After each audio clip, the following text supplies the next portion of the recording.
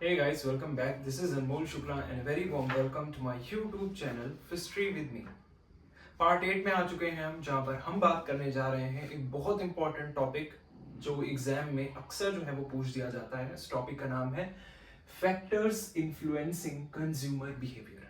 कौन कौन से वो ऐसे फैक्टर्स हैं जो कि कंज्यूमर बिहेवियर को, कंज्यूमर के बिहेवियर को इन्फ्लुएंस करते हैं, उस पे कहीं ना कहीं अपना असर जो है वो कहीं ना कहीं छोड़ते हैं. तो लेट्स अंडरस्टैंड दिस लेक्चर, इसके various factors. But before that, if you're new to the channel, subscribe and hit the bell icon to get the daily updates and notification. Also, if you haven't joined my Telegram group yet, 1600 से ज़्यादा बच्चे जो हैं वो कहीं ना कहीं जुड़ चुके हैं. आप भी जुड़िए. सबसे पहला फैक्टर जिसका इन्फ्लुएंस देखने को मिलता है कंज्यूमर के बिहेवियर पे, वो है मार्केटिंग फैक्टर. मार्केटिंग फैक्टर की जब हम बात करते हैं, इसका मतलब हम एक्सप्लेन कर रहे हैं मार्केट मिक्स को. और मार्केट मिक्स में आपके 4 पीज शामिल हैं. अब वो 4 पीज क्या है आपको पता है. मार्केट मिक्स कहीं ना कहीं हम बहुत सारे लेक्चर्स में, मेरी बहुत सारी दूसरी प्लेलिस्ट में पढ़ते हुए आ रहे हो. वो मार्केट मिक्स है product, price, place, promotion. But now the thing that you need to understand here is कि किस तरीके से इनका इंपैक्ट देखने को मिलता है, किस तरीके से ये इन्फ्लुएंस करते हैं कंज्यूमर के बिहेवियर पर, कंज्यूमर बिहेवियर पर. साफ साफ इन 4 पीस का आपको कहीं ना कहीं जब आप थोड़ी ही अंडरस्टैंडिंग रखोगे इनकी ये क्या है, तो आपको क्लियर हो जाएगा कि हाँ, इनका इन्फ्लुएंस देखने को मिलेगा कंज्यूमर बिहेवियर पर. सबसे पहली बात प्रोडक्ट का. क्या प्रोडक्ट का असर नहीं होता है कंज्यूमर के बिहेवियर पर? कंज्यूमर कोई प्रोडक्ट खरीदेगा या नहीं खरीदेगा, it very much depends upon the product itself. How the product looks, the size of the product, the shape of the product, the packaging of the product, the colour of the product. बहुत सारी चीजें depend करती हैं सिर्फ और सिर्फ product के ऊपर. सो डेफिनेटली प्रोडक्ट जो है कहीं ना कहीं मार्केट मिक्स का पहला पी, प्रोडक्ट, ये इफेक्ट करता है कंज्यूमर बिहेवियर पे, इन्फ्लुएंस करता है कंज्यूमर के बिहेवियर को, या हम कह सकते हैं इन्फ्लुएंस करता है कंज्यूमर के बाइंग बिहेवियर पर. कंज्यूमर कोई प्रोडक्ट खरीदेगा या नहीं खरीदेगा, वन ऑफ द फैक्टर ये भी है कि वो प्रोडक्ट को देखता है. तो फैक्टर्स इन्फ्लुएंसिंग कंज्यूमर बिहेवियर कहो या बाइंग बिहेवियर कहो, कि भाई कंज्यूमर कोई प्रोडक्ट खरीदेगा या नहीं खरीदेगा, कंज्यूमर कोई प्रोडक्ट खरीदेगा या नहीं खरीदेगा, बाइंग बिहेवियर कहीं ना कहीं इन्फ्लुएंस होगा by these 4 Ps, by these factors, जिसमें हम पहला पढ़ रहे थे मार्केटिंग फैक्टर्स. सो प्रोडक्ट हो गया. प्रोडक्ट के बाद आता है प्राइस. प्राइस भी कहीं ना कहीं इन्फ्लुएंस करता है बाइंग बिहेवियर को, कंज्यूमर बिहेवियर को. मे बी अगर कोई मिडिल क्लास फैमिली है तो वो डेफिनेटली प्राइस को देखेगी, प्राइस को देख के ही कहीं ना कहीं प्रोडक्ट को खरीदेगी. तो प्राइस डज अफेक्ट और influence consumer behaviour. Luxurious goods हैं, सो डेफिनेटली जो नॉर्मल ह्यूमन बीइंग, जो नॉर्मल इंसान होगा, जिसकी इनकम लेवल जो है वो नॉर्मल होगी और वो इतनी ज्यादा हाई नहीं होगी, तो डेफिनेटली उन लग्जूरियस गुड्स को, कहीं ना कहीं गुड्स एंड सर्विसेज को उतना परचेज नहीं करेगा. सो डेफिनेटली बाइंग बिहेवियर इस बात पर भी डिपेंड करता है कि उस प्रोडक्ट का प्राइस क्या है. Then place. Place is all about selecting the right channel.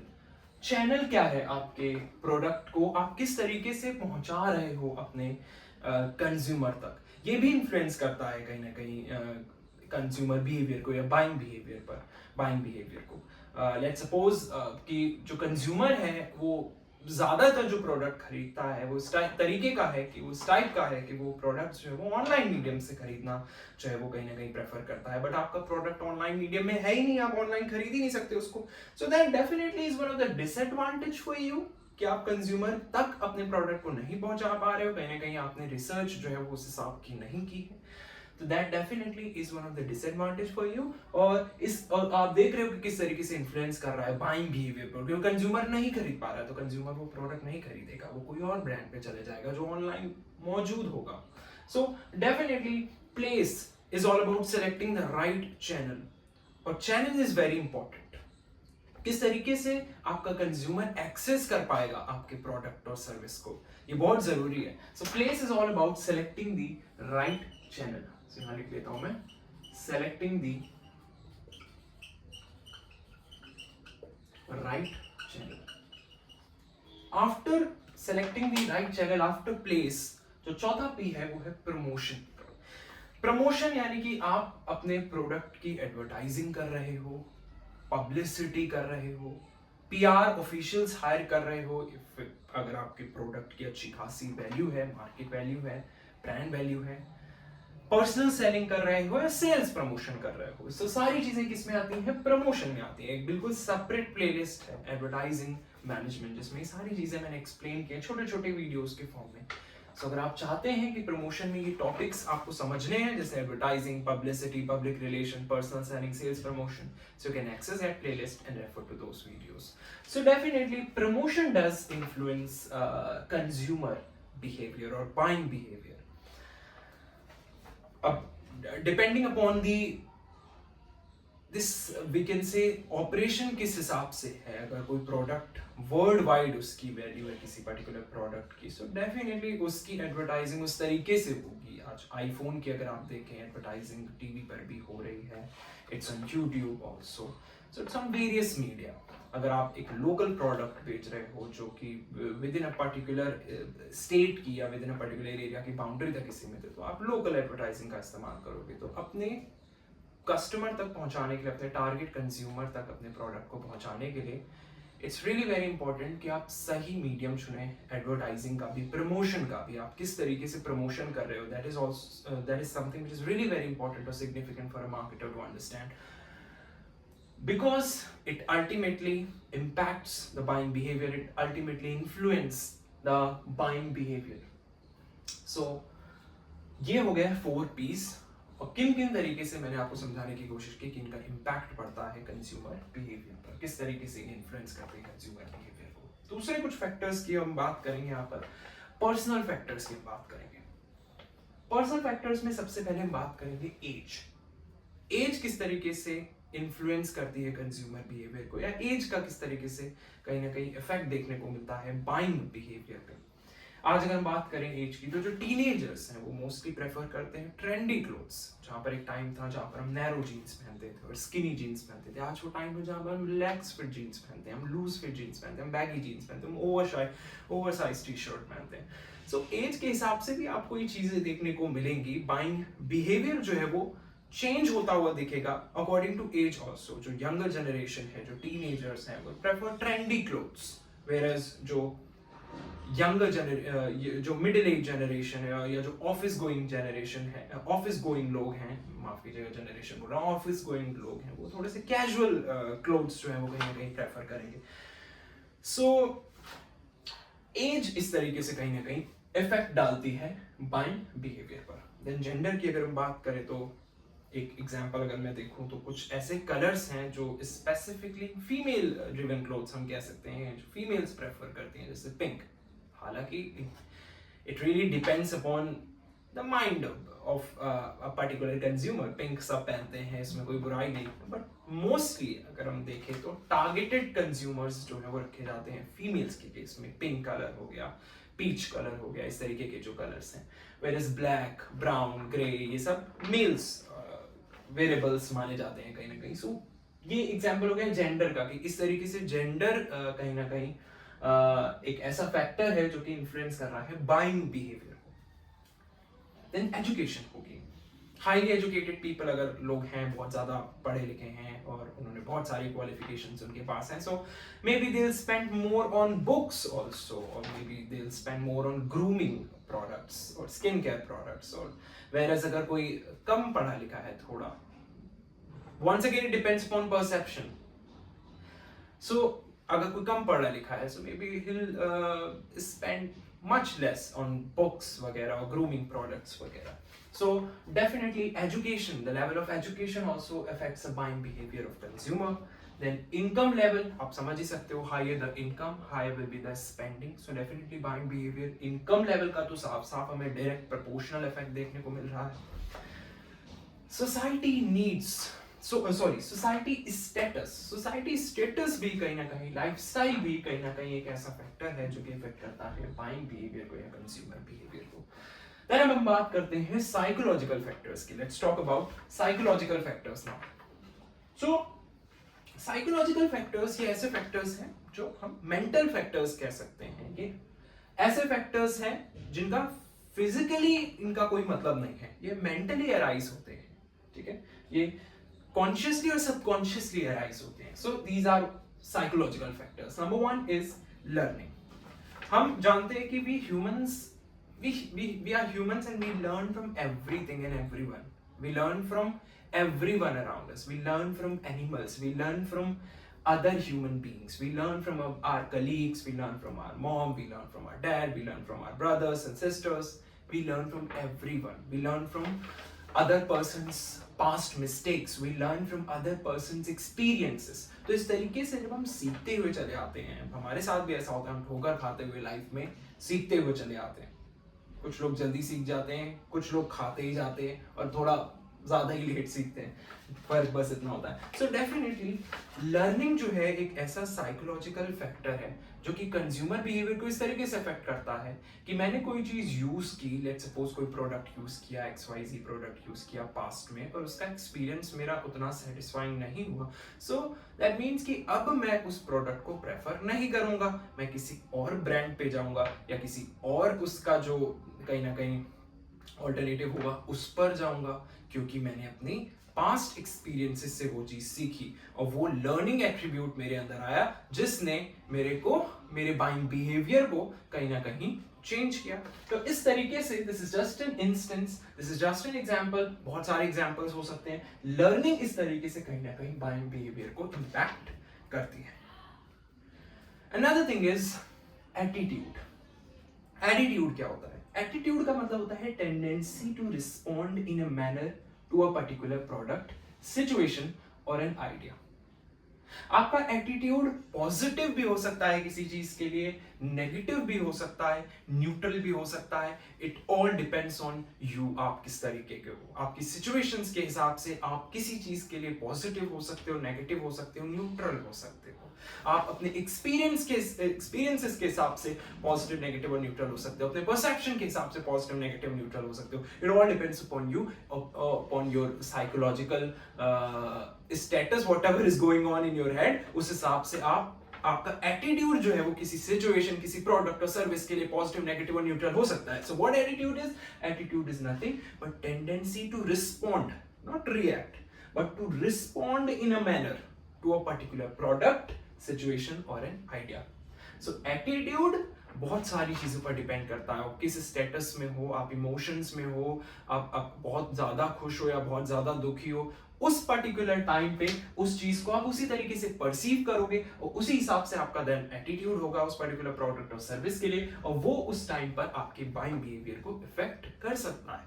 So attitude does effect the consumer behaviour. Then motivation. Now when we talk about motivation, we all know motivation is, जब आप इसको तोड़ोगे itself, it is made up of a word which is known as motive.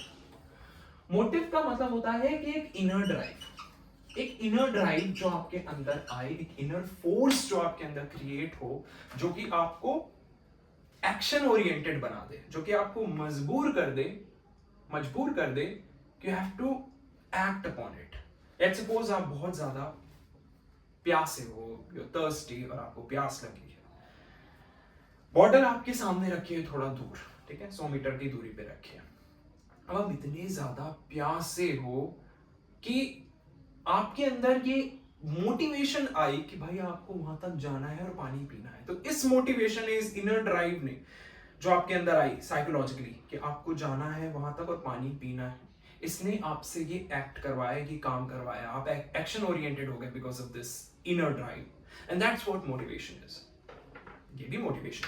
So motivation it is made up of a word which is motive, which means inner drive, जो कि आपको action oriented बनाती है, act oriented बनाती है।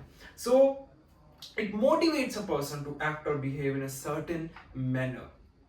Marketers को बहुत जरूरी है कि वो कंज्यूमर की मोटिवेशन को समझे। जब मैं कहता हूं मार्केटर्स के लिए बहुत जरूरी है कि वो कंज्यूमर्स की मोटिवेशन को समझे, इसका मतलब वो कंज्यूमर की मोटिवेशन को समझे, मतलब कंज्यूमर की क्या नीड है, क्या वो मोटिवेशन कोई नीड की वजह से अराइज हो रही है, क्या वो कोई वांट है, क्यों वो चाहता है उस प्रोडक्ट को खरीदने का मकसद, पर्पस क्या है. So marketers must understand what it is that motivates consumer. So बहुत सारी चीजें होती हैं जो कि किसी कंज्यूमर को मोटिवेट कर सकती है. It can be pride and possession.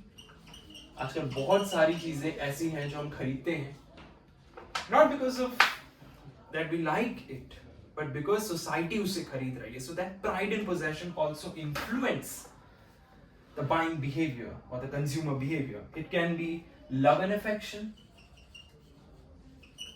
So वो फैक्टर, वो कहीं ना कहीं मोटिवेशन फैक्टर जो कि कंज्यूमर को मोटिवेट करता है, it can be love and affection. It can be comfort and convenience. बहुत ज्यादा जो देखने को मिलता है कि हमारे लिए चीजें कन्वीनियंट हो, कंफर्ट प्रोवाइड करे, इसलिए भी हम प्रोडक्ट को खरीद रहे हैं. Can be sex and romance, etcetera.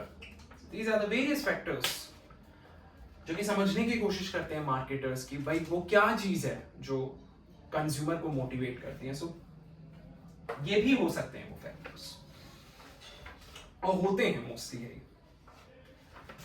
Then another psychological factor is perception.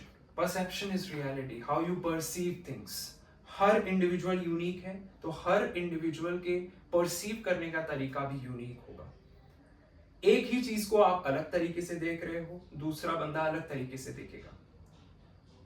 एक ही चीज एक के लिए सुंदर हो सकती है, ब्यूटीफुल हो सकती है, दूसरे के लिए अगली हो सकती है.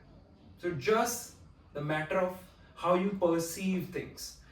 So perception is how you perceive things in your life, how you perceive product or service as a consumer. अगर मैं as a marketer अगर मैं समझने की कोशिश करूं कि तो मैं ये समझने की कोशिश करूंगा वैसे साइकोलॉजिकल फैक्टर समझना कि किसी इंसान के, किसी कंज्यूमर के दिमाग में क्या चल रहा है, तो वो ह्यूमन, तो it's very difficult. You can't 100% predict और कंप्लीटली प्रेडिक्ट कि भाई उसके दिमाग में क्या चल रहा होगा. It's very difficult.